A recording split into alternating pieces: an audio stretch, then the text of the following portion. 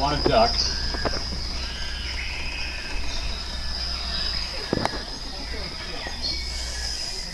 Okay, well, the time to duck is when I tell you to, not 5 seconds later. Otherwise, you're going to get wet. It's just water, more to come. The dinosaur bones are made of fiberglass. No dinosaurs were injured during the filming of the Jurassic Park movies. That's the most of it. Moss growing on the fake rocks. Just lumps of sawdust glued on and spray painted green. Movies are based on illusions. One small example of it right there. Weather effects played a very important part in the Jurassic Park movies, adding to the overall mood and atmosphere of the films. But creating weather for movies and TV has always been a big challenge, especially here in Southern California. You don't really get a lot of real weather. Pretty much, hey, what am I talking about weather for? I have access to America's favorite weatherman. You know him, you love it. He's an angel, Al Roker. Al, you're on. Hi everybody, here's today's forecast for the Universal Backlot. It's going to be sunny and dry in 6 Points, Texas. Cool and cloudy in Italy, Europe. Expect snow and sleet on New York Street. We've got a high chance of fog and precipitation for Skull Island, Amity Island, and Isla Nublar. That's your forecast for today. Now here's a look at what's going on. Well, here at our front backlot, right. If you're actually filming here today, then for the fields, you're only clear the lens and make it look like it's cloudy. Of course, you still have the shadows. Rain effect simply done with water sprinklers. All right, guys, thanks for the rain demonstration. Turn the water off. Hello? Turn the water off. Oh, this is not good. We get too much rain in Southern California. We have flash floods, mudslides. We're okay as long as they don't hear a rumbling sound. Well, yeah, like the sound we're hearing right now. Watch the top of the hill. We're having a flash flood. If you see on the left side of the ramp, left side of the main cover, oh my God! Discover this water just splashing in. Oh my God!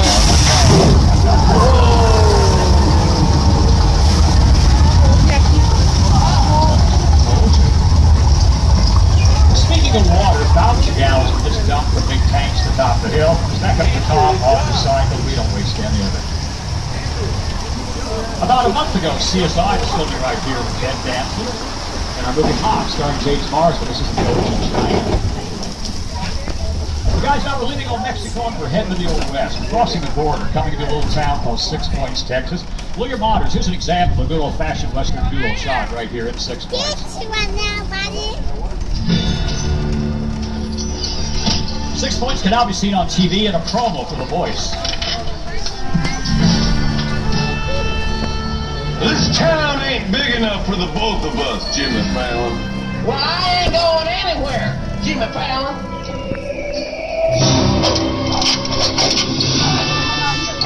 Now look here. Nice folks in this tram don't want no trouble. They just want to check out 6 Points, one of the oldest sets on the Universal line. I hear this is where John Wayne and Jimmy Stewart shot a few of their westerns. That's right. That's where I aim to shoot you. Looks like we got ourselves a Mexican standoff. Lucky shot. Now what say you mount up and get out of town while the getting's good? All right. Well, I'll see you again, fella. Or you can count on it, fella. And get. All last week, a new TV series called We Hate Paul Revere was filming here. They had the set dressed to look like colonial Boston. They had dirt across the ground, gas street lamps, stalks shoot people in. It'll be on the ABC network when it comes out. About 3 months ago, a movie called The Sound of Fury was filming here, and James Franco is also directing the movie. Well, guys, right now we're on John Wayne Road, turning on to James Stewart Avenue. All the streets here are named after famous actors and actresses, producers and directors have worked over the years. This body of water on the right is one of the 3 man-made lakes on our backlot. This is called Park Lake. Believe it or not, that was the entire Pacific Ocean for the old McHale's Navy series of Ernest Borgnine. It was also the Amazon River in a film called Creature from the Black Lagoon, seen more recently on an episode of Desperate Housewives. And speaking of water, the strange-looking rocket capsule here on the left is our underwater tank. We fill it with water. Actors go up, jump in. The camera and the crew stay outside dry, shooting through the windows.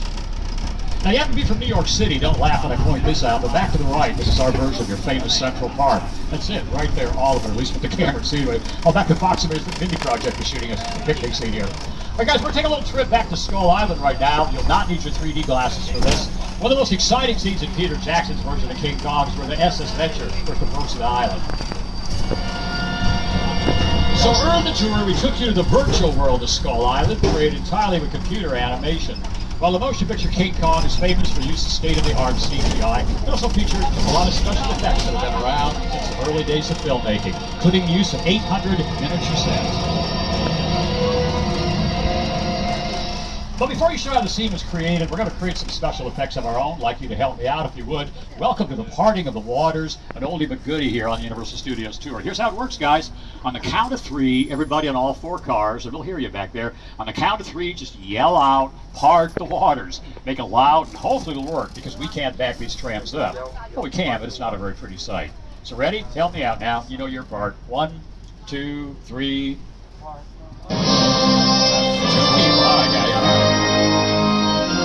See, it's working anyway. It's kind of like we're draining a real big bathtub. Oh, in case you're wondering, no, this is not where the Ten Commandments is filmed. It was used, though, in Mel Brooks' History of the World, Part 1.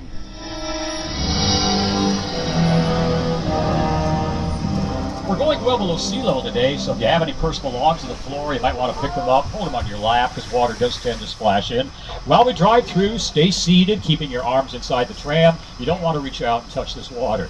The unique perspective we're about to have over here on the left allows us to view the Venture and Skull Island from the point of view of the camera. Pretty much the same view Peter Jackson had while filming King Kong, so have your cameras out and you won't want to miss this.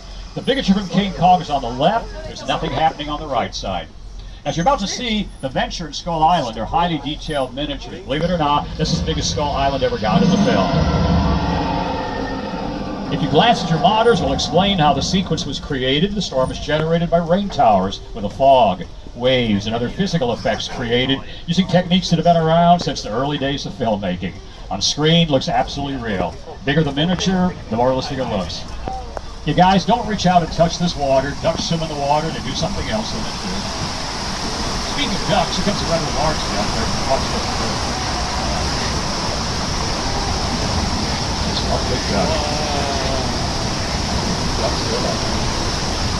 Well, here in the old backloft, the world is just around the corner. We'll prove it to you now as we drive through what could be a little village in Germany, France, and Spain.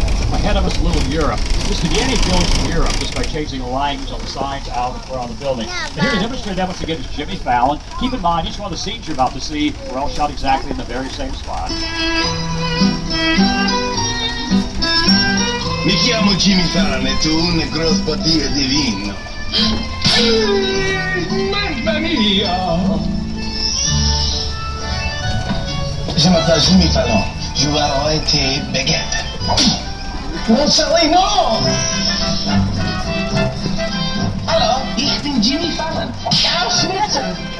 Ich glaub, dies geht auf mich. Some recent TV shows to film here. HBO's True Blood, ABC's Agents of S.H.I.E.L.D. But of course, no history of Universal would be complete without talking about the horror films we did back in the 1930s and 40s. We practically invented the genre. Coming up here on the right, one of the most historic parts of our backlot, The Court of Miracles, built back in 1923 for The Hunchback of Notre Dame, starring Lon Chaney Sr. That's where many of our classic monsters eventually made an appearance. When we think of Universal, we think of monsters. Dracula, Frankenstein, Wolfman, Bride of Frankenstein, The Mummy, The Hunchback of Notre Dame, The Invisible Man, Phantom of the Opera. Classic films. They're just brilliantly made. That Frankenstein image, flathead, bolt. It's one of the great icons of the world. That to me was like the essence of the Universal horror.